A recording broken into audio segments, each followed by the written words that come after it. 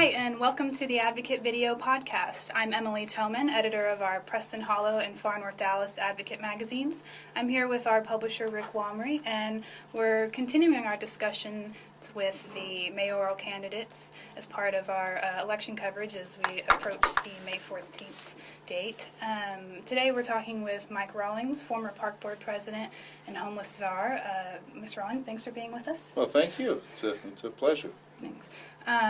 So we'll start by talking about the plan you've laid out for public education. Mm-hmm. And it seems as though some candidates and past mayors have tried to play some role in improving DISD, but how is your approach different? Yeah. Well, I'll tell you, first, I think it's important to what I realized in the campaign when I got out there and I started talking to people. You do your little stump speech and then you ask people for questions. The third question was invariably, what are you going to do about the school system? And I would explain to them the way our government works and the school system is not part of it. And they'd go, good. What are you going to do about school system? They didn't want to hear that the mayor couldn't impact this in a significant manner. So I spoke to Tom Luce, Assistant Secretary of Education. I talked to Mike Moses, got folks together and discuss that, and we realized the mayor can make a big difference. And I think my plan really lays out three areas. One is on public policy and finance in Austin.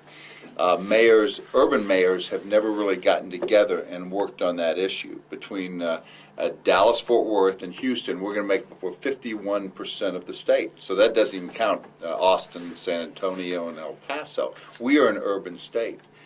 The mayors of DISD have never gotten together and said, what do we need from DISD? How can we help them? So I think from a public policy and funding standpoint, we can impact it from a political standpoint. The second thing is we need to do better organize around the nonprofits. We've got hundreds of organizations that help DISD, help schools, children, pre-K, after school, different Big Brothers organizations like reading programs, tutoring. Right now it's 1,000 points of light, and it needs to be organized better. So it's a one-stop shop for DISD because it's tough to deal with all those things. And there are thousands and thousands of volunteers that want to work, and so those need to be better organized. So I think we can create organization on that. And then the third area is really clarifying metrics and then marketing the success around those metrics. Communication to the citizens about what does success look like for the school district. Are we making it? Let's give each other high fives. When we're not, what are we doing to change it? And I think the mayor can provide that leadership as well. So the mayor in LA is in the same situation that I will be in.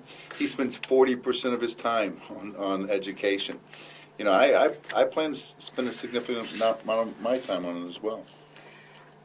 How important is the money? I mean, you mentioned funding, and of course downtown or down at the state, there's going to be less funding no matter how we look at it. You're talking about getting mayors together to raise more.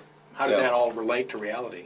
Well, I think funding's huge. I think it's a big part. And, the number one job the mayor needs to do is grow our economic base in this city, because if we grow that and we grow property values, the school tax revenue increases as well. So I can be the chief growth officer for DISD as well, which fits into my strategies from an economic standpoint. But that's like a 10-year plan, because to work to get AT&T to come here and then they come here. I mean, it takes a while to get that kind of tax money flowing to the schools. I don't think it takes 10 years. I think the winds are starting to shift.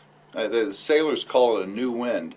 And I was talking to real estate people. They were already seeing it pick up. Okay. Now we've got to do the right things at City Hall, okay, to be able to do that. But I see that window a much shorter term. But you did talk about nonprofit. I mean, private money, and I think private money doesn't want to give their money to just a government function. They don't like that. So I think need having a public-private partnership and having somebody that is looking over that. And asking the foundations to take a step with you and walk. This is what we did with dealing with the homeless issue. Exactly how we approach this. So I think the mayor can provide fair amount of gravitas and salesmanship ability in dealing with money there. And you mentioned PR a little bit before. I don't think it's probably a stretch of the imagination to say that most people don't think DISD does a good job. I agree with you 100%. I mean, how specifically can you turn that around, and how long might that take? Yeah, I think it's a critical issue. There's some progress that's being made at DISD. 4 years ago, graduation rate for 4 years was 59%. Way too low. This year it's 68%. All right, they're going to graduate more seniors this year than any time since 1983, and the population didn't decrease. So, folks probably don't know that that we are making progress. It's still way too low. We've got a lot of work to do. So I'm not sure the perception gap is that great right now. But I think this is a communication issue. I mean, talking to you about these facts, we've got this is not even brought up in the mayoral debate till I kind of said, no, this is important to do it, and now we're talking about it. So that's the sort of thing that I think we're going to have to keep pounding against it every week. And so what steps do you have to take to implement this if elected once you get into office, and not, how do you balance it with all the other huge issues we have on our plate, like the budget and all of that kind of thing? You mentioned, the LA mayor spends like 40% of his time on it. Right. That seems like quite a lot for someone who has a Yeah, lot of other things. let me back up. I think it's important for you to understand where it fits into the overall priorities. As mayor, you're not the CEO, you're chairman of the board of this city. And so I will have relatively few things on my priority list. Every year I write 6 or 7 things I want to do from a business standpoint. My first item and objective will be economic development. My second one will be economic development. And my third one's going to be economic development. And my fourth one's going to be education, because it drives economic development. And if we want strong neighborhoods, what makes a strong neighborhood? Real simple. A strong elementary school. A strong school makes a strong neighborhood. So I see it's going to be a major part of my time that I'm going to be dealing with it. We've got to do a better job with small businesses. 80% of our businesses in Dallas are small businesses. Right now, developers are taking way too long to get through City Hall. And therefore, they're having to pay their loans on their lands, and they don't want to develop because it's too expensive. So we've got to streamline City Hall.